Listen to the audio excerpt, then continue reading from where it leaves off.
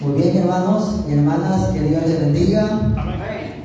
Damos gracias a Dios nuevamente por habernos dado esta hermosa tarde para poder seguir descubriendo los mensajes proféticos de la palabra de nuestro Dios. Bienvenidos a esta segunda parte de esta lección número 2, titulada 4 grandes bestias. Ahora, hermanos, la segunda parte de esta lección número 2 la titularemos Identificando al cuerno pequeño.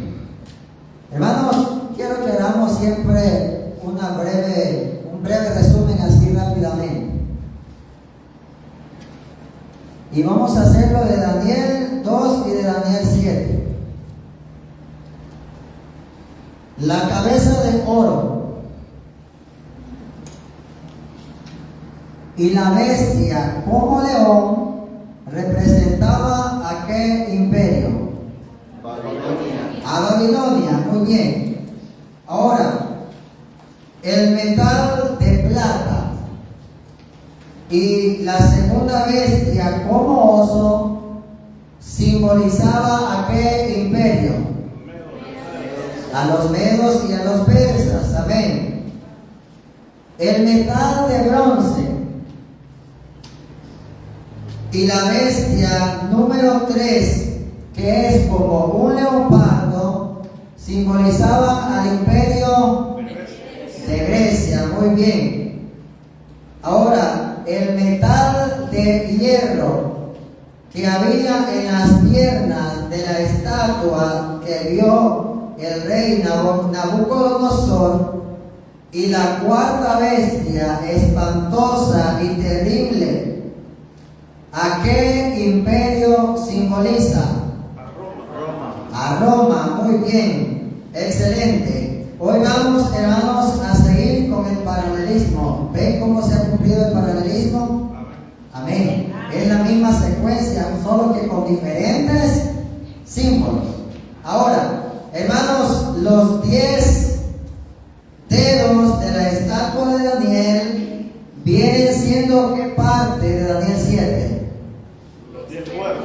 Los 10 cuernos que representaban la división del imperio romano en 10. Ahora, ¿qué parte nos falta? El cuerno pequeño de Daniel 7 y de Daniel 2, ¿qué parte nos falta? ¿Qué símbolo nos falta estudiar? Nos sigamos el orden. Después, los 10 dedos simbolizan los 10 cuernos. Luego hay 2 metales unidos, no sé si se acuerdan. El hierro y ¿qué más? Y el barro. Entonces, este símbolo del hierro con el barro viene representando lo que es el cuerno pequeño que dijimos que mencionamos en la lección número 1, que este barro y hierro viene siendo una unión. ¿De qué? De iglesia y Estado. No una iglesia verdadera, sino una iglesia apóstata. Entonces, hermanos, el poder del cuerno pequeño viene siendo lo mismo que la mezcla que había en la estatua de Daniel, de barro y hierro. Ahora, hermanos, en este segmento, hermanos, que vamos a entrar, el cual lo hemos titulado Identificando al cuerno pequeño, hermanos, he tenido la curiosidad de escuchar temas de estos mismos de diferentes pastores de diferentes denominaciones. Pero déjenme decirle, hermanos, que hasta cierto punto llegamos a lo mismo. cuando llegamos al cuerno pequeño, ahí es donde surgen las diferentes creencias. Hermanos, la mayoría de teólogos o la mayoría de estudiosos de las profecías de diferentes denominaciones han acordado que el cuerno pequeño de Daniel 7 es un poder político y religioso a la misma vez. Y a la misma vez, hermanos, muchos teólogos y muchos estudiosos de las profecías han acordado, y nosotros también estamos de acuerdo en que este cuerno pequeño representa al mismo poder del anticristo de la Biblia. Amén, así es. Ahora, hermanos, Daniel lo describe como el cuerno pequeño. Si nosotros nos vamos a Apocalipsis capítulo 13, el siervo Juan lo describe como la bestia que sube del mar. El apóstol Pablo, hermanos, lo describió allá en segunda de Tesalonicenses, lo describió como el hombre de pecado o el hijo de perdición. Hermano, el anticristo, hermanos, no es necesariamente una persona que se levanta y pelea contra Dios. El anticristo, hermanos, es aquella persona que quiere tomar el lugar de Dios. Porque si ustedes recuerdan, hermanos, el apóstol Pablo lo describió que este hombre de pecado se sienta en el templo de Dios y que es objeto de culto para que lo adoren, haciéndose pasar ¿por quién? Por Dios. O sea, hermanos, que el anticristo significa, hermanos, que habrá un sistema en la historia de la humanidad que se levantaría y tendría en su pensamiento ocupar el lugar de Dios aquí en la tierra. Pero, hermanos, el gran problema que surge, hermanos, es que muchos estudiosos de la palabra del Señor no logran identificar este poder que es representado como el cuerno pequeño. Mencionan a una persona, luego mencionan a otra persona. Y ahí andan, hermanos, divagando y pensando y señalando y diciendo es este otro, pero en realidad, hermanos, solo andan queriendo adivinar. Déjeme decirle, hermano, que es importante que nosotros descubramos cuál es el poder que es simbolizado por el cuerno pequeño. ¿Por qué? Porque este mismo poder del cuerno pequeño, amada iglesia del Señor, estará en acción hasta la misma venida del Hijo de Dios. ¿Es importante descubrirlo? Sí. ¿Por qué? Porque este poder, hermanos, es el que estará en acción hasta el día que Cristo aparezca en gloria. Hermanos, mencionamos tres tipos de interpretación profética. Hermanos, los que enseñan el método preterista, hermanos, señalan que esta profecía del cuerno pequeño fue en el pasado y que ya no tiene parte ni arte en nuestros días. Por eso les decía que cuando llegamos a este punto del cuerno pequeño, Las profecías por arte de magia se van para un lado y se van para otro lado, pero nunca señalan al poder que verdaderamente representa este cuerno pequeño. Los preteristas, hermanos, señalan que esta profecía se cumplió en un personaje llamado Antíoco Epífanes. Esto lo vamos a estudiar un poco más adelante. Ahora, hermanos, la escuela del futurismo, hermanos, dice que este método enseña o aplica a un anticristo que vendrá en el futuro.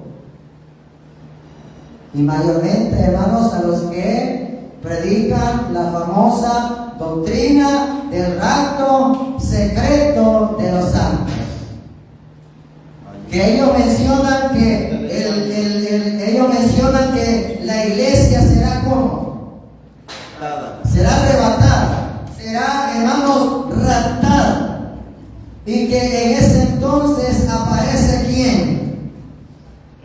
Aparece el anticristo o el cuerno pequeño o el hombre de pecado, y que gobernará este mundo por 7 años, 3,5 de paz y 3,5 de tribulación. Ahora, hermanos, surge la pregunta: ¿cuál es la postura del método historicista?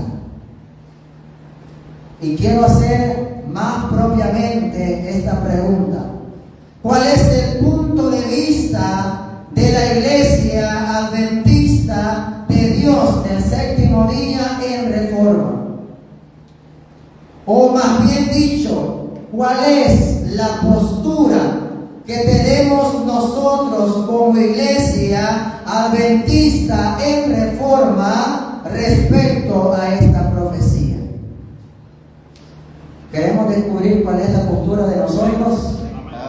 Amén. Yo quiero descubrirlo juntamente. Ahora, hermanos, descubriremos quién representa ese poder del cuerno pequeño. Pero ahora, hermanos, puede surgir una pregunta interesante, y es: si los futuristas o los que enseñan esta escuela del futurismo no logran identificar a este cuerno pequeño, surge la pregunta: ¿cómo lo identificaremos nosotros? Es interesante esa pregunta. ¿Cómo lo identificaremos nosotros? Hermanos, nosotros lo descubriremos y examinaremos este estudio cuidadosamente. ¿Mediante qué? Mediante una lista de características del cuerno pequeño presentadas a Daniel a través de la palabra bendita de nuestro Padre Celestial. Amén. Gloria a Dios. Y evidencias históricas, hermanos, que nos llevarán a una conclusión perfecta de la palabra de nuestro Dios. Ahora, hermanos, vamos a hacer y vamos a nombrar o vamos a descifrar este cuerno pequeño. ¿Estamos listos para identificar este cuerno pequeño? Amén. Estamos listos, hermanos. Este tema es de vital importancia que nosotros lo conozcamos como iglesia adventista del séptimo día en Reforma. ¿Qué dije que íbamos a hacer para poder identificarlo? Íbamos a hacer como ver características del cuerno pequeño. Ahora, vamos a estudiar alrededor de 7 características. Así que yo pido, ¿verdad?, siempre la debida paciencia para poder desarrollar este grande tema. Es una enseñanza grandísima que nos vamos a llevar en esta hermosa tarde. Y Dios ha puesto el deseo en mi corazón de escuchar, de escudriñar las palabras del Señor. Me ha puesto el deseo en mi corazón de descubrir estas grandes profecías que no conocía en algún tiempo, pero que ahora las conozco por la gracia de Dios y que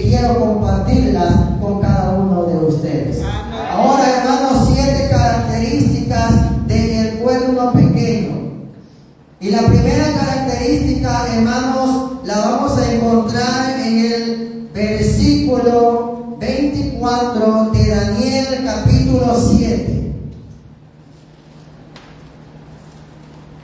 La primera característica es que este cuerno se levantaría después de la división del Imperio Romano, o se levantaría tras ellos. ¿Tras quiénes? Ahorita lo vamos a descubrir. El versículo 24 dice: y los 10 cuernos, versículo 24 de Daniel capítulo 7, dice, hermano, de la manera siguiente. Amén. Gloria a Dios. Y los 10 cuernos significa que de aquel reino se levantarán 10 reyes, y tras ellos se levantará ¿quién? Otro, mejor dicho, el cuerno pequeño. Hasta ahí vamos a leer. Pueden tomar sus asientos. Entonces, hermanos, la primera característica de este poder es que este poder se tenía que levantar. Amén. Se tenía que levantar después de que el Imperio Romano fuera dividido en 10. Esa es la primera característica. Apúntelo si es necesario.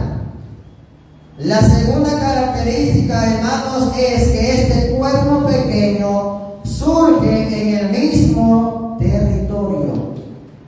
Si nosotros leemos el versículo 8 dice: mientras yo contemplaba los cuernos, he aquí que otro cuerno pequeño salía entre quienes. Entre ellos. ¿Quiénes son ellos? Los 10 cuernos. O sea que este cuerno tiene que salir, hermanos, del mismo territorio. Es decir, entre los 10 reyes o los 10 reinos. La tercera característica es que este cuerno pequeño derribaría a 3 cuernos o a 3 reyes. Y el versículo 24, la segunda parte, después de que se levantará otro, dice: el cual será diferente de los primeros, y a 3 reyes que pasará. O sea que para que este poder entrara en acción, hermanos, este poder tenía que derribar a 3 reyes o 3 cuernos o 3 reinos, como usted le quiera llamar. Ahora, la cuarta característica dice que este poder hablaría palabras ¿contra quién? Contra el Altísimo. O sea, hermanos, que este poder se metería directamente ¿con quién? Con Dios. Eso dice en el versículo 25. Y hablará palabras contra el Altísimo. Apocalipsis 13 dice que estas palabras son blasfemias. Tremendas blasfemias que salen de este cuerno pequeño. La quinta característica, hermanos, es que cambiará los tiempos y ¿qué más? Y la ley, pero la ley escrita ¿por quién? Por Dios. ¿Con qué objeto? Con su propio dedo escribió su santa y bendita ley. Amén. Eso dice ahí mismo en el versículo 25. Y pensará cambiar los tiempos y la ley. Ahora, la quinta característica, hermanos, es que este cuerno pequeño sería un poder. ¿Cómo dice la sexta característica? Un poder perseguidor ¿de quiénes? De los santos del Altísimo de Dios. Amén. Eso lo dice ahí mismo en el versículo 25. Y a los santos del Altísimo quebrantará. Ahora, la última característica, hermanos, es que este cuerno pequeño, hermanos, actuaría por tiempos y medio tiempo. Quisiera, hermanos, explicar esta séptima característica para que tengamos un mejor panorama de las cosas. Por aquí quisiera empezar. Hermanos, actuaría por tiempos y medio tiempo.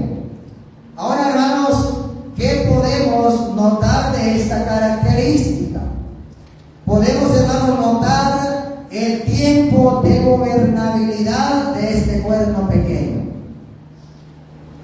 Pero surge la pregunta, ¿a qué se refiere cuando menciona la palabra tiempo, tiempos y medio tiempo? Hermanos, en otras versiones aparece más claramente como 3 años y medio, como lo mencionó nuestro hermano Alex. En otras versiones aparece claramente 3 años y medio. Pero, hermanos, esta es una forma simbólica de representar este tiempo con esta palabra de tiempo, tiempos y medio tiempo. ¿Qué significa o qué entendemos por la palabra tiempo? Hermanos, la palabra tiempo se relaciona o viene siendo lo mismo que la palabra años. Amén. Un año. Si ustedes se acuerdan, hermanos, lo mencionamos en la primera parte de esta lección, que Nabucodonosor iba a pasar con la bestia del campo. ¿Cuánto? La palabra de Dios lo menciona como 7 tiempos, o más bien dicho, 7 años. Ahora, hermanos, ¿cuánto sería tiempo, tiempos y medio tiempo? Ya lo mencionamos. Tiempo en singular, hermanos, representa un año. Tiempos en dual representa 2 años. ¿Cuánto tenemos? 2 más 1, 3. Y medio tiempo, ¿cuánto viene siendo? Medio año. O sea que tenemos 3 años y medio. Pero esto no termina acá. Para seguir con el cálculo, hermanos, nos preguntamos cuántos días son en 3 años y medio. Vamos a ocupar la calculadora, así que si usted anda ahí su teléfono, hermanos, puede sacarlo en este momento para que hagamos una conversión de dicho tiempo. ¿Cuántos días son en 3 años y medio? Hermanos, tengo que mencionarles algo antes. Para calcular el tiempo de este, conforme a como Daniel lo dice, lo tenemos que hacer con el calendario hebreo. Amén, con el calendario hebreo, no con el calendario romano o gregoriano que nos rige en nuestros tiempos. Tenemos que hacerlo con el calendario hebreo. Ahora, el año, hermanos, o el mes, vamos a empezar, el mes bíblico tiene 30 días. De 12 meses, y al año, el año tiene 360 días. 360 días. Ahora, hermanos, en Apocalipsis hay otra manera de apuntar, o hermanos, de poder ir directamente cuántos días son en 3 años y medio. Porque Apocalipsis lo denomina de un solo, que la mujer huyó al desierto durante 1260 días. Ahora, hermanos, ¿cómo hacemos la cuenta para que nos dé 1260 días? Si dijimos que el año tenía 360 días, fácilmente esto lo multiplicamos por 3.5. ¿Cuánto le dio? 1260. Así es, somos buenos en la matemática. ¿Cuánto le dio? A lo que hicieron el cálculo ahí en el teléfono, ¿cuánto le dio? 1260 días. Pero ahora, hermanos, en profecía existe un principio bíblico que un día simbólico viene siendo un año literal. Un año. Día por año. Hay más profecías que concuerdan con este principio. Por ejemplo, la profecía de las 70 semanas. Se aplica este principio bíblico de día por año. Entonces las 70 semanas serían semanas de años, empleando este principio bíblico según Números 14:34, día por año. ¿Cuántos días dijimos que traía 3 años y medio? 1260. 1260 días simbólicos. Pero empleando este principio, hermanos, vendría siendo 1260 ¿qué? 1260 años que este poder del cuerno pequeño estaría en acción. No sé si me entendieron. Amén. 1260 días simbólicos vienen siendo 1260 años. Ahora,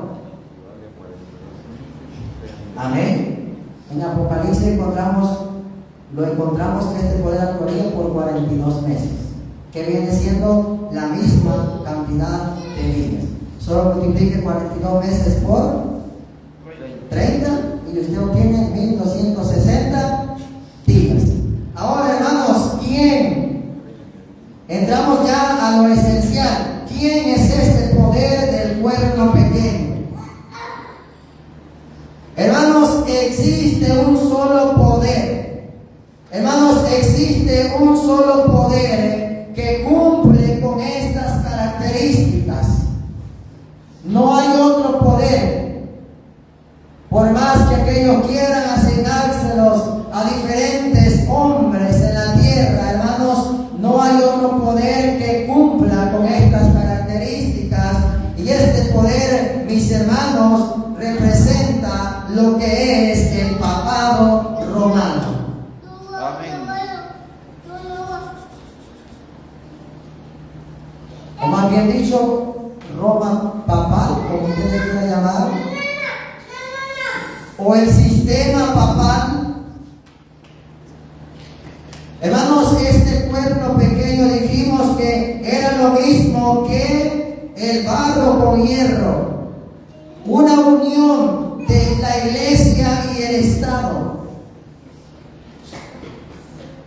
Una iglesia, hermanos, que se apoyó, buscó el apoyo de los poderes civiles para poder implementar a la fuerza sus creencias, sus dogmas y todo lo que quiso hacer.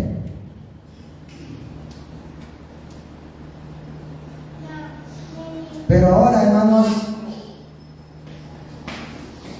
no podemos salir de este lugar así nomás, diciendo que el papado romano cumple con estas características. Hermanos, no estoy hablando de la feligresía en sí. Estoy, amado hermano, hablando de este sistema y aquellos hombres que están allá al frente de este sistema. No estoy hablando de la feligresía en sí. Mi intención no es ofender. Mi intención no es, hermanos, entrar en pleito. No, mi intención es mostrar las verdades que están ocultas en el mundo llamado cristiano. Amén. Empecemos a estudiar las características. Este poder, la primera característica era que este poder tenía que surgir después de la división del Imperio Romano. Ahora, hermanos, resulta interesante cómo la profecía que Dios había dado muchos años atrás se venía cumpliendo paso a paso, tal y como la profecía lo había dicho, sin interrupción alguna. ¿O hemos visto alguna interrupción en esta cadena profética? No hay. No hay interrupción. La secuencia va uno tras otro. Después de este se levantará otro, y de la cuarta bestia saldrán 10 cuernos, y después de los 10 cuernos sufrirá el cuerno pequeño. Yo no veo que aquí diga que este cuerno pequeño se cumplirá al final de los tiempos. Surgió en el momento. Surgió en el momento que tenía que surgir, tal y como la profecía lo había indicado. Ahora, hermanos, este poder tenía que surgir tras la división de Roma. ¿Qué significa la palabra tras ellos? Seguido. Después, un sinónimo. O sea que no quiere decir que este pueblo se levantaría después de los 10 reinos. Ahora, necesitamos ir a la historia. Porque déjeme decirle, hermano, que la historia y las profecías, hermanos, son una aliada. Tenemos que estudiar, hermanos, las profecías, y a la misma vez tenemos que ir estudiando la historia, porque nosotros somos historicistas.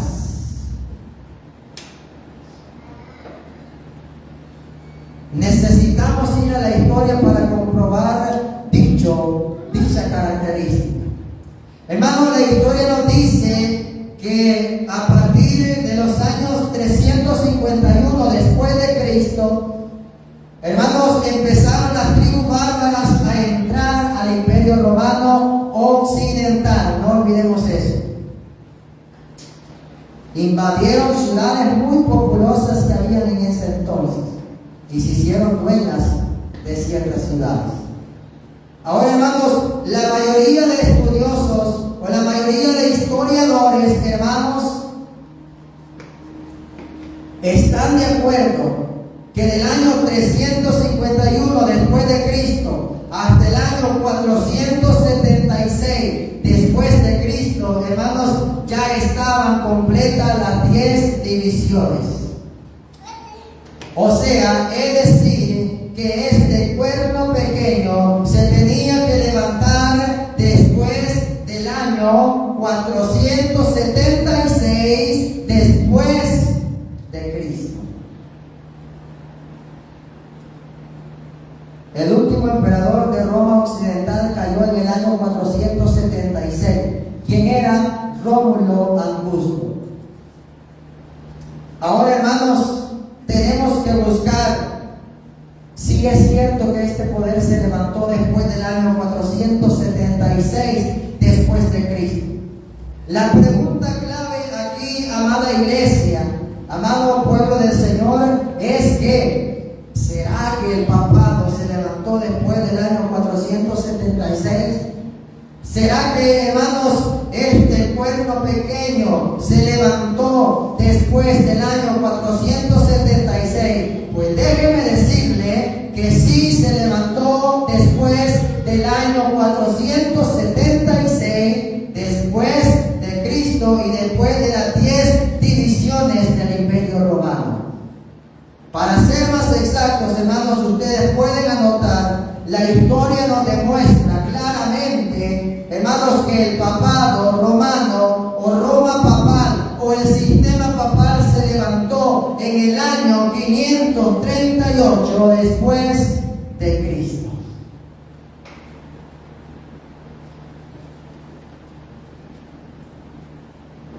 ¿En qué año se levantó el cuerno pequeño? ¿En qué año se levantó el papado romano?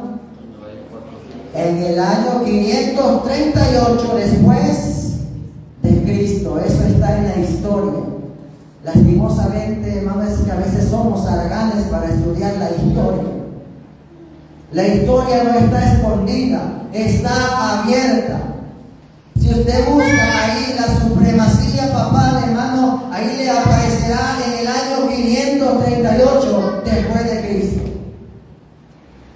Ahora, hermanos, cumple con la primera característica este sistema que se tenía que levantar después de la división del Imperio Romano. Claramente sí la cumple. Ahora, hermanos, la segunda característica, ¿cuál es? Que el pueblo pequeño surgiría del mismo territorio. Dice el versículo 8 que leíamos: mientras yo contemplaba los cuernos, he aquí que otro cuerno pequeño salía entre ellos. Ahora, hermanos, es decir, que este poder surgió en las 10 divisiones, lo que ahora conforma Europa Occidental. Ahora, con esta característica, hermanos, deducimos que tiene que ser un poder situado en Europa Occidental. Pero además de esta característica, hermanos, tiene que ser un poder romano, porque el pueblo pequeño salió ¿de dónde? De la cuarta bestia, que era el Imperio Romano. Tiene que ser un poder romano. Y a este sistema, hermanos, lleva por nombre, o se le denomina, Iglesia Católica, Apostólica, ¿y qué más lleva? Romana. Ahora, hermanos, yo en lo personal me atrevería a decir que esto fue un traspaso de poder. ¿Qué es un traspaso de poder? Vamos a poner un ejemplo para que lo entendamos mejor. Un hombre se tira a candidato presidencial por 5 años. Y después que pasan los 5 años, ese hombre no hizo absolutamente nada por el país. Y después de los 5 años, hermanos, viene otro candidato a pelear por la presidencia de la República. Y la gente le da el voto de confianza a este otro candidato. Y este otro candidato gana las elecciones. ¿Qué es lo que le queda al presidente saliente? Entregar el poder. Entregar la mano presidencial, podemos decir. ¿Por qué? Porque un país no puede quedar sin un representante. Tiene que haber, hermanos, alguien que esté al frente. Ahora, hermanos, ¿por qué yo lo comparo de esta manera? Porque déjeme decirle, hermanos, que fue casi similar lo que estaba aconteciendo en aquel entonces. Hermanos, la historia nos dice que en Roma Occidental habían 2 hombres importantes. Uno era el emperador romano y en segundo lugar era el obispo de Roma, o como hoy lo conocemos en nuestros días, el Papa. Esos 2 hombres eran los más importantes en el Imperio Romano Occidental. Cuando cayó el emperador, el último emperador llamado Rómulo Augusto, en el año 476, el Imperio Romano Occidental quedó sin gobernante, quedó sin dirigente, quedó, hermanos, sin que alguien resolviera los problemas que estaban surgiendo en dicho lugar.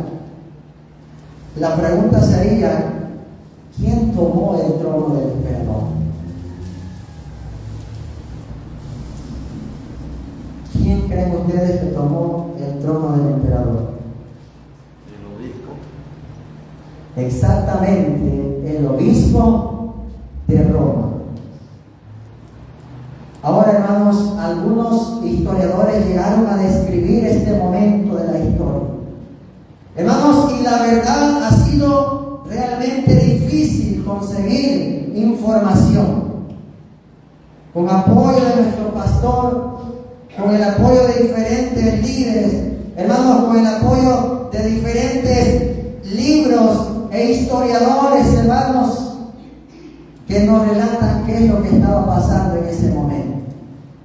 Ha sido duro, ha sido difícil conseguir información, ¿Por qué? Porque algunos libros ya no están.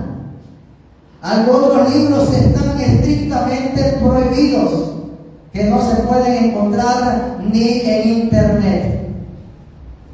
Pero hermano, doy gracias a Dios que me ha permitido encontrar datos históricos acerca de este acontecimiento que estaba pasando en ese momento entre los años 476 en adelante. Y quisiera, hermanos, compartirlos. Lo escribió Henry Edward Manning, que era un cardenal propiamente de esta iglesia. Veamos, hermanos, cómo describió este momento de la historia. Dice: el papado esperó hasta el momento propicio, miren cómo lo describe este hombre, en que Dios rompiera sus ataduras y lo librara de la sujeción a los poderes civiles, colocándolo así sobre el trono, como dueño de su propia soberanía temporal. Digo pues, dice este propio cardenal, digo pues que fue Dios mismo el que libró a su vicario terrenal de la sujeción al poder temporal, y por él los obispos de Roma han reinado como príncipes temporales por 1260 años. Le anduvo algo cerca el periodo, ¿verdad? Por 1200 años, dice este propio cardenal de este sistema apóstata. Dice otro historiador, mucho antes de la caída de Roma, se había comenzado a desarrollar dentro del Imperio Romano un estado eclesiástico que adquiría forma según el modelo imperial. Ese imperio espiritual, lo mismo que el secular, poseía una jerarquía de oficiantes entre los que tenían la mayor importancia: los diáconos, sacerdotes, presbíteros y obispos. Otra consecuencia de la caída del poder romano fue el desarrollo del papado. En ausencia de un emperador en Occidente, lo que veníamos diciendo anteriormente, en ausencia de un emperador en Occidente, los papas ahora adquirieron rápidamente poder e influencia, y pronto edificaron un imperio eclesiástico que en ciertos aspectos o en cierto sentido tomó el lugar del antiguo imperio. James Robinson dijo: junto a emperadores en Constantinopla y a los varios reyes germanos, se desarrolló en Europa una línea de gobernantes mucho más poderosa que los emperadores. En Europa se levantó una línea de gobernantes mucho más poderosa que ellos. ¿Y quiénes eran esos gobernantes? Los papas. Dice este último: la revista Americana Católica trimestral de abril de 1911 decía: hace muchos años, cuando Roma, por la negligencia de los emperadores de Occidente, fue dejada a merced de las hordas de bárbaros, los romanos se volvieron hacia una figura en busca de protección y ayuda, y le pidieron que lo gobernara.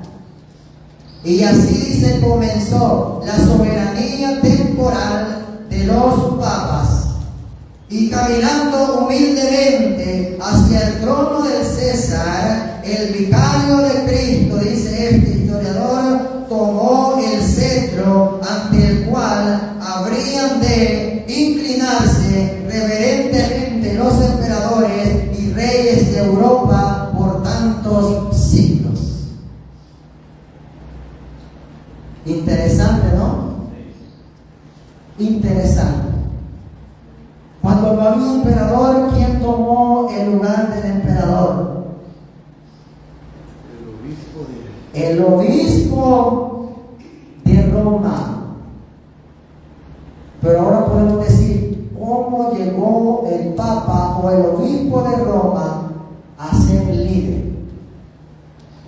Una, porque no había quien tomara el liderato en aquel entonces. Y la otra, y la más, hermanos, que nos debería de llamar la atención, que este papado llegó al trono del César o al trono del emperador con un decreto imperial. Hermanos, el emperador Justiniano, el emperador que estaba a cargo de Roma Oriental, en el año 533 después de Cristo, Justiniano declaró al obispo de Roma como el gobernador de todas las iglesias de Occidente y de Oriente.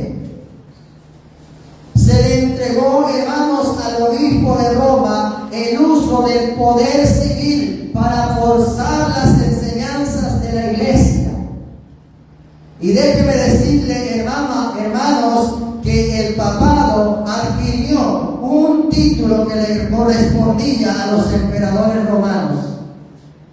Y el título con el que se le conocía a los emperadores romanos era sumo pontífice. Y ahora este título, hermanos, es trasladado o es pasado ¿a quién? Al Papa. Al Papa se le conoce también como el sumo pontífice. ¿O no hemos escuchado eso nosotros? El sumo pontífice. Ahora, hermanos, en el año 533 se ordenó que el papado iba a llegar al trono mediante un decreto imperial y se le daba el poder religioso y se le daba el poder civil para forzar sus enseñanzas. Hermanos, siempre que la iglesia se une al poder civil, trae como resultado persecución. Esta iglesia apóstata, hermanos, se unió al poder civil para perseguir a quienes, a los santos del Altísimo, para forzar sus enseñanzas. Y todos debían sujetarse a lo que el obispo de Roma decía. Y si no se sometía a las órdenes del obispo de Roma, era cruelmente asesinado. Amén. Ahora esto, hermanos, nos lleva a la tercera característica, y es que este poder derribaría a 3 pueblos.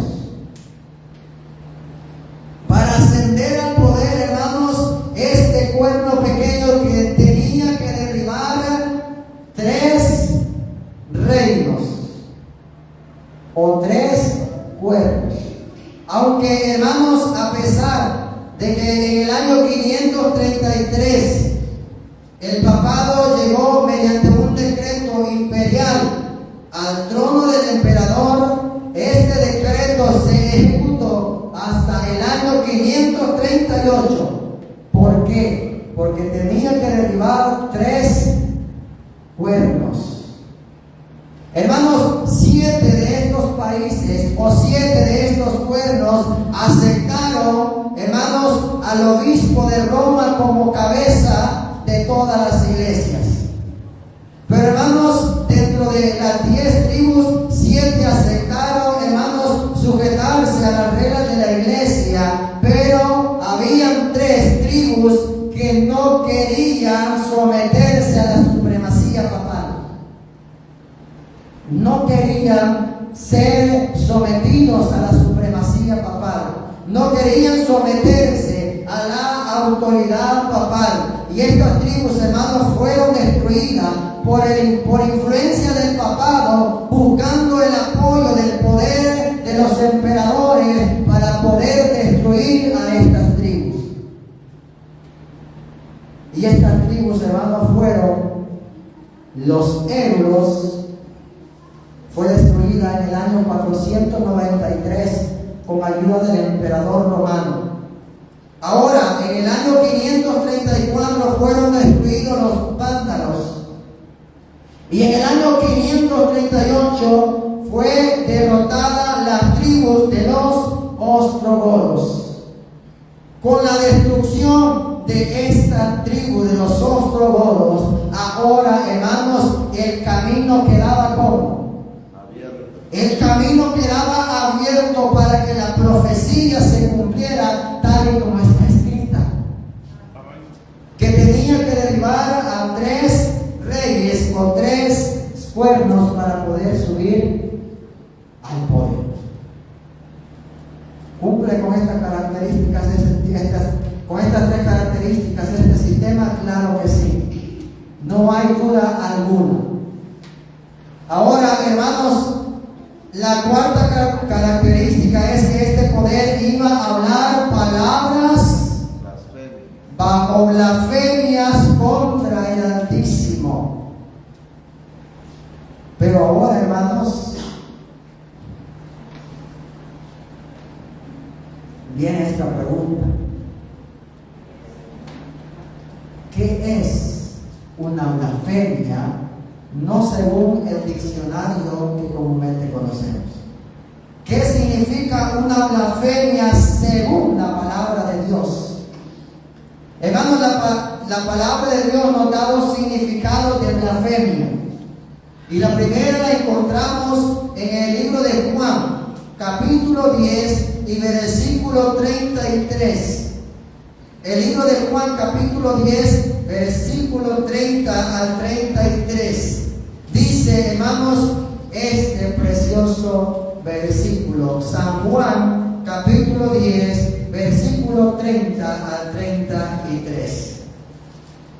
Dice la palabra del Señor: yo y mi Padre, que dijo Jesús, uno somos. Entonces los judíos volvieron a tomar piedras para apedrearle. Y Jesús le respondió: muchas buenas obras os he mostrado de mi Padre. ¿Por cuál de ellas me apedreáis? Le respondieron los judíos diciendo: por buena obra no te apedreamos, sino por qué, sino por la blasfemia.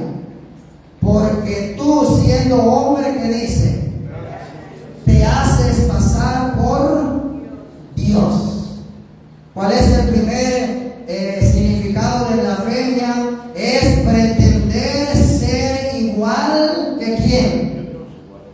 Que Dios. Este sistema, hermanos, dice tener el representante de Dios en la tierra, ¿cierto o falso? Es cierto. Quiero, hermano, mostrar algunos escritos siempre de historiadores o de escritores propiamente católicos. Dice todos los nombres que en la escritura se aplican a Cristo, en virtud de los cuales se reconoce su supremacía sobre la iglesia, también se aplican ¿al quién? Al Papa. Esto lo dijo Roberto Belarmino. Otro: el Papa es el juez supremo de la ley o de la tierra. Él es el vicegerente de Cristo, quien no es solamente un sacerdote eterno, sino también, ¿cómo lo catalogan? Rey de reyes y señor de señores. Esto usted lo encuentra en la Ciudad Católica, 18 de marzo de 1871. Hermanos, nosotros sabemos que el representante de Dios aquí en la tierra es el Espíritu Santo. Jesús dijo: yo me voy, pero no los dejaré solos, sino que dejaré ¿a quién? Al Consolador, al Espíritu Santo, para que esté con ustedes y los guíe a toda justicia y a toda verdad. Pero este sistema dice tener al representante de Dios en la tierra. Miren lo que dijo León XIII. León XIII era un papa. Dijo este papa, León XIII, en una encíclica de junio 20 de 1894, 4 afirmó: nosotros, es decir, los papas, ocupamos en esta tierra el lugar de ¿quién? De Dios Todopoderoso. León XIII también afirmaba que el Maestro Supremo en la Iglesia es el romano pontífice. La unidad de criterio, por lo tanto, requiere completa sumisión y obediencia a la voluntad de la Iglesia y del romano pontífice, como si fuera ¿quién? Dios mismo. ¿Creen ustedes que no es una semejante blasfemia esa? Esa sí, blasfemia. La pretensión de ser igual que ¿quién? A Dios. Que Dios. Ningún ser humano puede igualarse a Dios. El otro significado de blasfemia lo encontramos en Marcos capítulo 2. En Marcos capítulo 2 y versículo 5 al 7. El libro de Marcos capítulo 2 versículo 5 al 7. Dice, hermanos: al ver a Jesús, ¿ya lo tenemos? Al ver a Jesús, la fe de ellos dijo al paralítico: hijo, tus pecados te son perdonados. Yo pregunto, ¿Jesús puede perdonar los pecados? Amén. Tiene todo el poder y toda la autoridad de hacerlo. Y es nuestro abogado defensor. Amén. Ahora, hermanos, ¿qué nos sigue diciendo? Estaban ahí sentados algunos de los escribas, los cuales cavilaban en sus corazones: ¿por qué habla este así? Y aquí encontramos de nuevo: blasfemias dice. Porque ¿quién puede perdonar pecados si no solo Dios? Gloria a Dios. Entonces el segundo significado de blasfemia es tener la pretensión de perdonar los pecados. Y este sistema, hermanos, se atribuye dichos atributos. ¿Por qué? Esta iglesia está llena de ¿qué? De confesionarios, en donde usted va ante un sacerdote y el sacerdote le dice: te perdono. ¿Creen ustedes que no es semejante blasfemia? Amén. Nadie puede perdonar. Nadie puede perdonar pecados en la tierra. Solamente ¿quién? Dios Todopoderoso. Gloria a Dios. Jesús. Amén. Quiero compartir algunos escritos. La iglesia dice, algunos de estos escritos los encontramos en el catecismo católico. Tal vez ustedes ya han leído alguno de esos. Yo me entrometí bastante leyendo ese libro, que incluso, ¿verdad?, mi hermano me dijo que si me quería volver católico. Entonces yo le dije que no, solamente quería leer. Hermanos, y en esos escritos que aparecen allí, dice: la iglesia, oiga bien cómo dice, la iglesia ha recibido las llaves del reino de los cielos, a fin de que se realice en ella la remisión de ¿qué? De pecados por la sangre de Cristo y la acción del Espíritu Santo. En esta iglesia es donde revive el alma que estaba muerta por los pecados, a fin de vivir con Cristo, cuya gracia nos ha salvado. San Agustín dice este otro sí está en el catecismo romano: no hay ninguna falta, por grave que sea, que la iglesia que la iglesia no pueda perdonar. No hay nadie tan perverso y tan culpable que si verdaderamente está arrepentido de sus pecados, no puede contar con la esperanza cierta de perdón.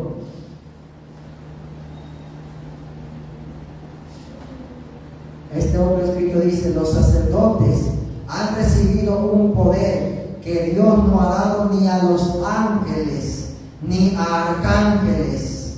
Dios sanciona ahí arriba todo lo que los sacerdotes hagan aquí abajo. Vuelvo a repetir, ¿creen ustedes que no es esto una gran blasfemia? Habla blasfemia. Sí, es una grandísima blasfemia que habla este poder, que se dice que tiene el poder para perdonar los pecados. Vamos viendo, hermanos, que las características se van cumpliendo en este poder. Ahora entramos a la siguiente característica, y es que este poder intentaría cambiar los tiempos y la ley, pero la ley de Dios. Amén. Gloria a Dios. Hermanos, vamos a hablar primeramente de la ley de Dios. ¿Cambió Cristo su ley estando aquí en la tierra? En ninguna manera. No penséis que he venido a, ¿qué dijo Jesús? A abrogar la ley y los profetas. Hasta que pase el cielo y la tierra, ¿qué dice? Ni una jota, ni una tilde pasará de qué? Pasará de la ley.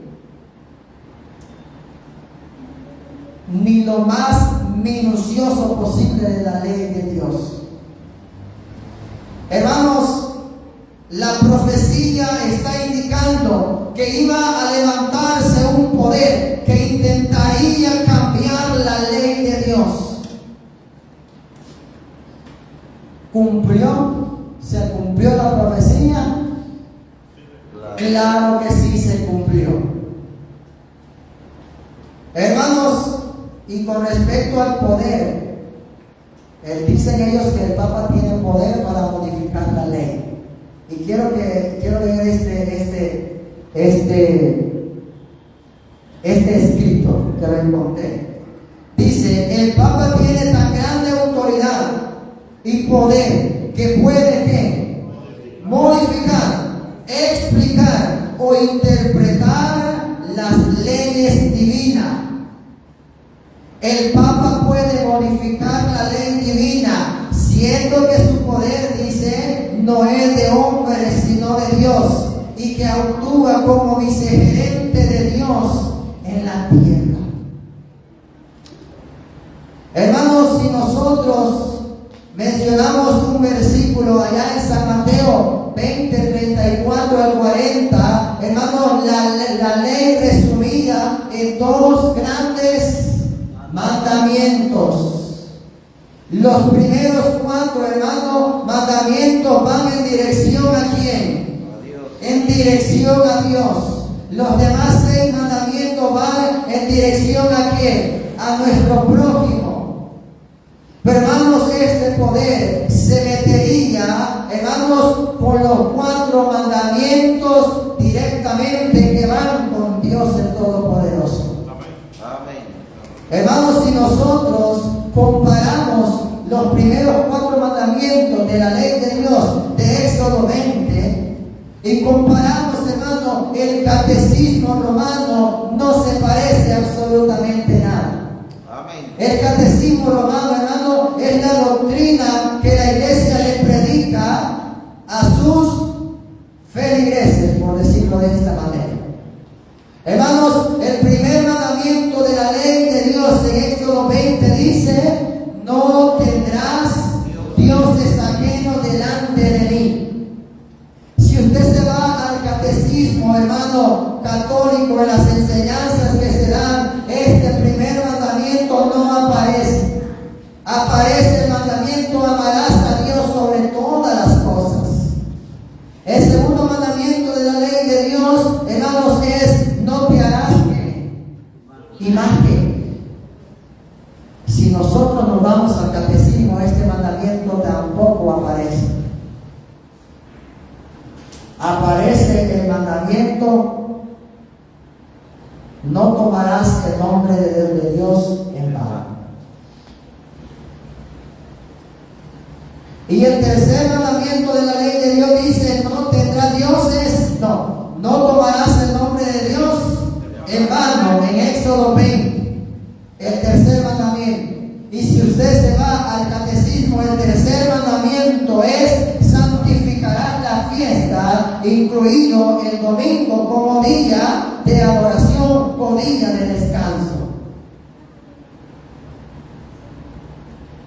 Y el cuarto mandamiento de la ley de Dios dice: acuérdate del día sábado para santificarlo. En el catecismo el sábado no aparece. Quitaron 3 mandamientos, hermanos, y les quedaba, y ahí haciendo los números quedaban 9 mandamientos. Entonces lo que hicieron es dividir el 10º mandamiento: no codiciarás los bienes de tu prójimo y no codiciarás la mujer de tu prójimo, para que estuvieran completos ¿qué? Los 10 mandamientos. Pero hermanos, el cambio más significativo, hermanos, o el cambio más grande realizado por este poder es el cambio del día de reposo. Amén.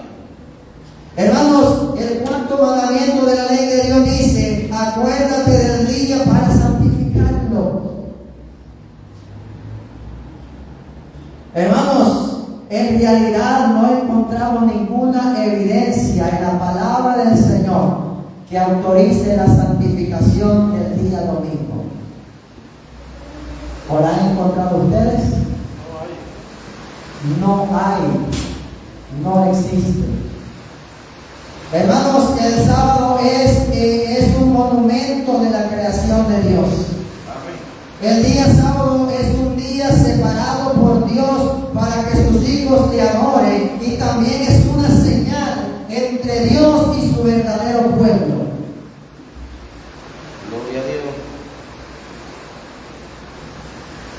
Hermanos, este poder, déjenme decirle, hermanos, que se hace responsable de este cambio. Y quiero mostrar esto, hermanos, en forma de pregunta. Esto lo encontramos en el Catecismo del Converso de Doctrina Católica. Dice una pregunta: ¿cuál es el día de reposo? La respuesta es, le dice ahí, ¿verdad? El sábado es el día de reposo. Pregunta: ¿por qué observamos el domingo en lugar del sábado? La respuesta dice: observamos el domingo en lugar del sábado porque la Iglesia Católica en el Concilio de la Odisea transfirió la solemnidad del sábado al domingo. Hermanos, el domingo es un día de adoración.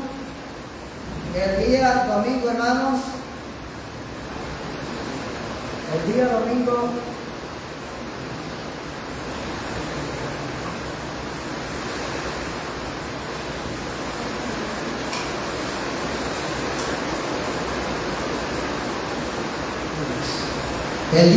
hermanos, es un día de adoración pagana. Completamente, hermanos, pagana. Ahora, ¿qué pasó en el concilio de la Odisea? Que sucedió entre los años 363. El concilio de la Odisea dice: hermanos, los cristianos no deben judaizarse descansando en el sábado, sino trabajar en ese día. Hermanos, se dice aquí que los cristianos no deben judaizarse descansando el sábado. Hermanos, eso quiere decir que aún en esos tiempos había un remanente que guardaba el santo sábado de nuestro Dios. Pero el día del Señor, así se referían ellos al domingo, deben honrarlo especialmente, y siendo cristianos deben abstenerse en lo posible de trabajar en ese día. Y si a pesar de todo se les encuentra judaizando, serán expulsados de la iglesia o de Cristo. Eso es lo que dicen ellos. Hermanos, pero Dios ha reservado un pueblo siempre que guarda su santa y bendita ley. Hermanos, y dice un escrito: La iglesia cambió la observancia del sábado al domingo, haciendo uso de la autoridad divina e infalible que le fuera concedida por su fundador Jesucristo. El protestante, al indicar que la Biblia es su única guía de fe, no tiene ninguna autorización para la observancia del domingo. En este asunto, dicen ellos, los adventistas del séptimo día son los únicos protestantes consistentes. Otro escrito dice: usted puede leer la Biblia desde el Génesis hasta el Apocalipsis y no encontrará un solo renglón que autorice la santificación del domingo. Las escrituras ponen en vigor la observancia religiosa de qué día? Del día del sábado. Y déjenme decirle, hermano, que ese nombre que aparece ahí, James Gibbons, hermanos, era un cardenal propiamente dentro de este sistema. Ahora, hermanos, ¿a quién obedecemos nosotros? A Dios. Obedecemos a nuestro Padre Celestial. Hermanos, la iglesia, este sistema, acepta el cambio, acepta que ella fue el que propuso ahora el domingo como día de reunión, como día de adoración, y muchas iglesias, o la mayoría, por decirlo así, sigue un mandamiento de la iglesia católica, apostólica, romana. Ahora, hermanos, dice que este poder intentaría cambiar los tiempos.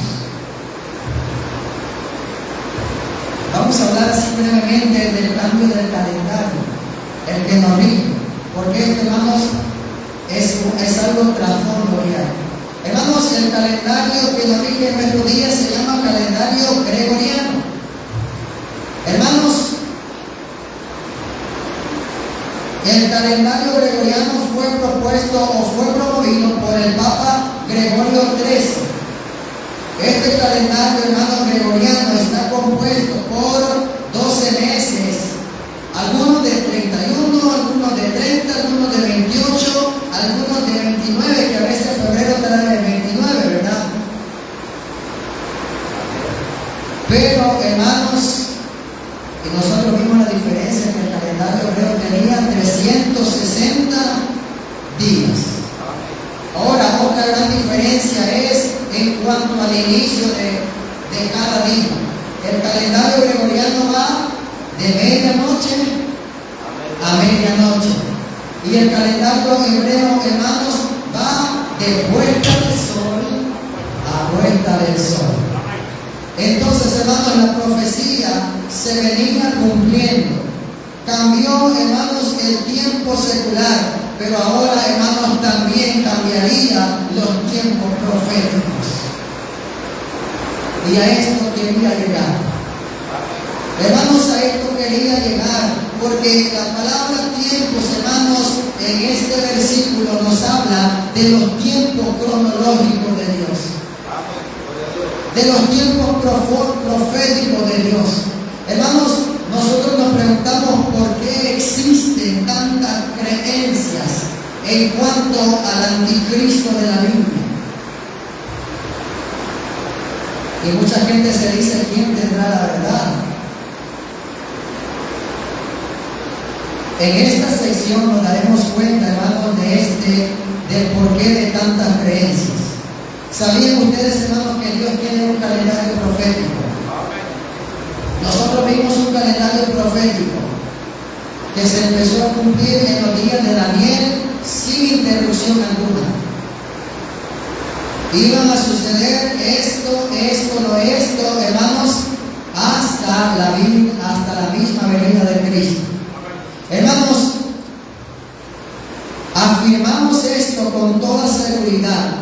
Y hermanos, quiero decir esto con mucho orgullo, pero orgullo del bueno. Hermanos, que durante mucho tiempo, hermanos, el método historicista de las Escrituras gozó entre todos los teólogos e intérpretes de las Escrituras. Por mucho tiempo el método historicista gozó de respeto, entre los teólogos. Todos los hermanos sostenían en unanimidad el verdadero significado de las profecías de Daniel y Apocalipsis. Una de ellas es la del cuerno pequeño mencionado en el libro de Daniel. Hermanos, esto fue interpretado sin titubeo alguno como una referencia al papado romano. Hermanos, nosotros como Iglesia Adventista de Dios del Séptimo Día en Reforma no hemos sido los primeros que empezamos a señalar a este sistema como el poder del anticristo de la Biblia. Este, hermanos, surgió entre los propios reformadores protestantes. ¿Quiénes eran los reformadores protestantes? Los reformadores protestantes eran, hermanos, propiamente que pertenecían a este sistema. Podemos mencionar muchos reformadores protestantes que se levantaron en el año 1517 en adelante, empezando con Martín Lutero, un propio sacerdote de este sistema. Pero antes de él hubieron pre-reformadores como Juan Hus, como John Wycliffe, que señalaban, hermanos, a este sistema como el poder del anticristo de la Biblia. Nosotros, hermanos, no hemos sido los primeros que hemos señalado como este sistema el poder del anticristo. Hermanos, si usted busca en internet y busca Martín Lutero y el anticristo, usted averiguará y descubrirá que Martín Lutero decía que el anticristo era este sistema papal. Y quiero compartir, hermanos, esto que dijo Martín Lutero. Martín Lutero dijo: me siento ya más libre en mi corazón, pues sé verdaderamente, pues sé finalmente que el Papa es el anticristo y que su silla es la silla de Satanás. Juan Calvino, otro reformador protestante, dijo Juan Calvino: llamamos al pontífice romano el anticristo de la Biblia. Hermanos, son palabras duras, pero hermanos, que estas palabras duras expresan la verdad. Hermanos, nosotros no fuimos los primeros. Y hermanos, con dolor en mi alma, hoy digo a aquellos que dicen descender de Martín Lutero, descender de esa reforma protestante, a donde han dejado las enseñanzas que estos hombres hacían, a dónde las han dejado. Hermanos, es triste que los que se dicen venir de Martín Lutero no prediquen estos temas. Los que dicen, los que se llenan el ego diciendo: yo vengo de la reforma protestante. ¿Dónde están? No escucho yo predicar. Hermanos, cuando se levantó la reforma protestante, hermanos, al papado no le tocaba otra que desviar las profecías para otro lado. Al papado no le tocaba otra que ingeniárselas para que este sistema quedara libre. Alrededor del año 1545 se convocó, hermanos, a un concilio de parte de la Iglesia y por parte del Papa Pablo XIII, y a este concilio le llamó el Concilio de Trento. El Concilio de Trento se convocó para reafirmar la doctrina católica y enmendar los errores y abusos y condenar las enseñanzas de las sectas protestantes y contrarrestar la reforma protestante. A esto se le llamó, hermanos, históricamente, usted lo puede buscar como la contrarreforma católica. Hermanos, la contrarreforma era con el propósito de contrarrestar los señalamientos que tenían estos hombres reformadores. Hermanos, y en este concilio de Trento nació o surgió un hombre llamado Ignacio de Loyola. Hermanos, este Ignacio de Loyola, hermanos, dijo estas palabras: juró defender al papado en contra de las verdades que aquellos reformadores estaban enseñando. Dijo Ignacio de Loyola: si queremos proceder en todas las cosas, debemos aferrarnos al siguiente principio: lo que me parece blanco lo creeré negro, si la iglesia jerárquica así lo define. Porque debe estar convencido de que en Cristo nuestro Señor, el esposo y su esposa, la iglesia, reina un solo espíritu, para que gobierna y rige para la salvación de las almas, pues es el mismo espíritu y Señor que dio los 10 mandamientos, el que rige y gobierna nuestra Santa Madre Iglesia. Ignacio de Loyola se levantó para defender al papado. Y Ignacio de Loyola, hermanos, recibió la aprobación para formar una compañía llamada la Compañía de los Jesuitas, o la Compañía de Jesús, como usted le quiera llamar. Y hermanos, dentro de esta organización de los jesuitas nació o surgió Luis Alcázar, que fundó la teología del preterismo. Y este hombre dijo que Antíoco Epífanes era el cuerpo pequeño. Muchas iglesias protestantes practican esa creencia, pero Antíoco Epífanes, hermanos, no cumple con ninguna característica, porque Antíoco Epífanes, hermanos, fue un rey griego y estuvo, hermanos, falleció allá por los años 163 antes de Cristo. Entonces, hermanos, Antíoco Epífanes no cumple con esta característica. Y ahora, hermanos, también se levantó otro hombre llamado Francisco de Rivera, quien fundó, hermanos, la teología del futurismo, la que hoy es conocida por el mundo protestante. ¿Y qué dijo Rivera? Veamos qué dijo Rivera. Francisco Rivera fue un brillante sacerdote jesuita y doctor en teología en España. Básicamente dijo: aquí estoy, envíame. Al igual que Martín Lutero, Francisco Rivera también leyó a la luz de las velas sobre la profecía del anticristo, el pueblo pequeño, el hombre de pecado y la bestia. Pero debido a su dedicación y lealtad al Papa, llegó a conclusiones muy diferentes de la de los protestantes. Y aquí viene lo tremendo. Dice: estas profecías, dijo Rivera, no se aplican del todo a la Iglesia Católica.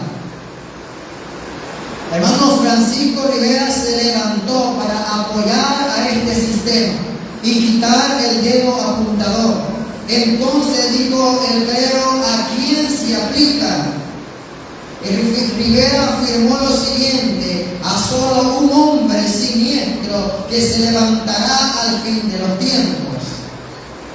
¿Hacia dónde mandó la profecía Francisco Rivera? Al futuro. Todo es para adelante. El propósito era, hermanos, quitar el dedo apuntador, quitar los señalamientos. Y este hombre dijo: no, el anticristo no es el papado, el anticristo es un hombre que se levantará allá al final de los tiempos. ¿Y cuál fue la respuesta de Roma? Fantástico. Este punto de vista fue rápidamente adoptado como la posición oficial católica del anticristo. En 1590, Rivera publicó un comentario sobre el Apocalipsis de 500 páginas como una contrainterpretación a la opinión predominante entre los protestantes que identificaban al papado con el anticristo. Rivera aplicó todo el libro de Apocalipsis al tiempo del fin y no a la historia de la iglesia, y dijo: habrá de 3 años y medio literales inmediatamente antes de la segunda venida. El anticristo sería una sola persona malvada que aparecería 7 años antes del fin y que sería recibido por los judíos y reconstruiría Jerusalén. ¿Ven de dónde vienen creencias? ¿Ven de dónde viene la creencia del futurismo? Viene propiamente de este sistema llamado el papado romano. Ahora, hermanos, el propósito era, hermanos, que esta doctrina se filtrara dentro del protestantismo. Voy a mencionar a algunos hombres: Manuel Lacunza, Edward Irving, John Nelson Darby, conocido como el padre del dispensacionalismo. Fueron los encargados, hermanos, de adoptar este sistema y que poco a poco se fue metiendo en las iglesias protestantes. Y déjeme decirle con todo el dolor en mi alma, estas iglesias que predican esta creencia del futurismo, que el anticristo sería una persona malvada que se levantaría al final de los tiempos, están predicando doctrina propiamente de la iglesia católica. Se filtró la teoría del futurismo, se metió, y la iglesia que hoy en día predomina más que todos. ¿Cambió los tiempos? Sí los cambió. Y hermanos, la última característica es un poder perseguidor de los santos, y con esto vamos a ir a finalizar.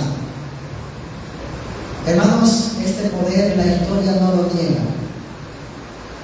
Este poder, hermanos, ha sido un poder perseguidor de los santos. Los santos son aquellos que tratan la manera de obedecer los santos y benditos mandamientos de Dios.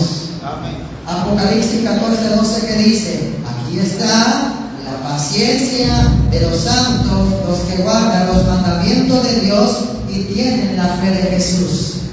Hermanos, la iglesia, hermanos, creó la llamada Santa Inquisición, o más conocida como el Santo Oficio, creada, hermanos, con el propósito de que aquella persona que no se sujetara a las doctrinas de la iglesia sería cruelmente asesinado. Hermanos, si usted puede ver la historia, encontramos hombres de renombre, encontramos un pueblo como los valdenses, un pueblo, hermanos, que estaba en contra de este sistema, en contra, hermanos, de este sistema apóstata. Y déjeme decirle que el papado se fue contra ellas con todo el poder civil y los destruyó. Otro hombre, John Wycliffe, hermanos, este hombre que no se levantó en contra de este sistema, no quería saber, estaba, hermanos, en contra de la venta de indulgencias. ¿Saben ustedes qué es la venta de indulgencias? La venta de indulgencias, hermanos, es la venta del perdón de los pecados. Que usted daba dinero y podía, sus pecados quedaban perdonados. E incluso, hermanos, dice la historia que usted podía hacer que una persona saliera del purgatorio pagando dinero, dando dinero a este sistema apóstata. Hermanos, la salvación no se compra con dinero. La salvación es un regalo de Cristo Jesús. Hermanos, y este hombre, hermanos, se levantó contra este sistema. Y cuenta la historia, hermanos, así brevemente, que este hombre murió, hermanos, antes de que lo condenaran a menos unos 40 años antes de que este sistema lo condenara a herejía. ¿Y sabe qué pasó? Desenterraron sus huesos, exhumaron sus restos y los quemaron en la hoguera. Tenemos, hermanos, a otro hombre llamado Juan Hus, también un sacerdote propiamente que se levantó en contra de este sistema, que atacó, hermanos, a este sistema y se le llamó hereje, se le llamó y se le condenó a herejía. ¿Y sabe qué pasó? La iglesia mandó a quemarlo vivo en la hoguera.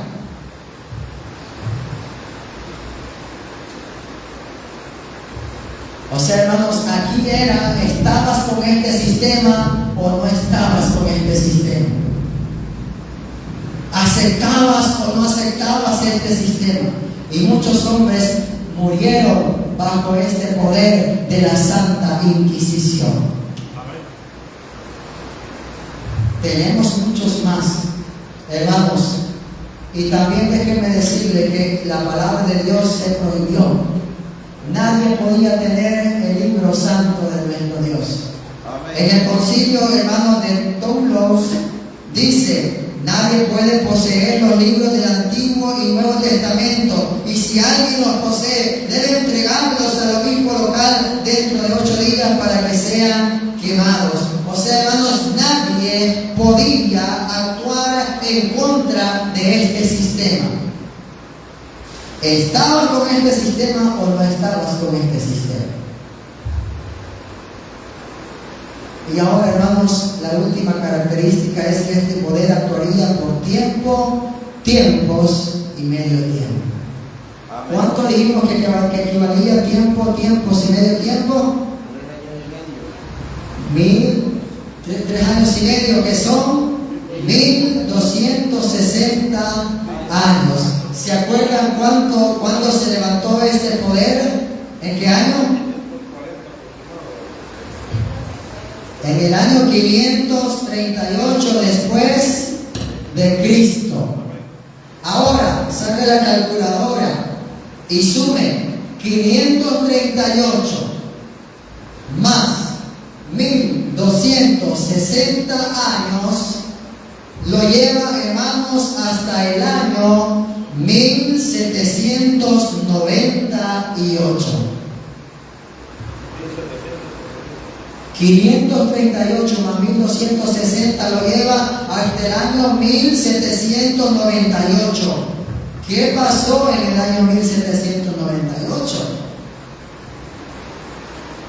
Eso lo vamos a descubrir en el próximo capítulo, en la próxima lección, que Juan la describe, que este poder recibiría una herida mortal.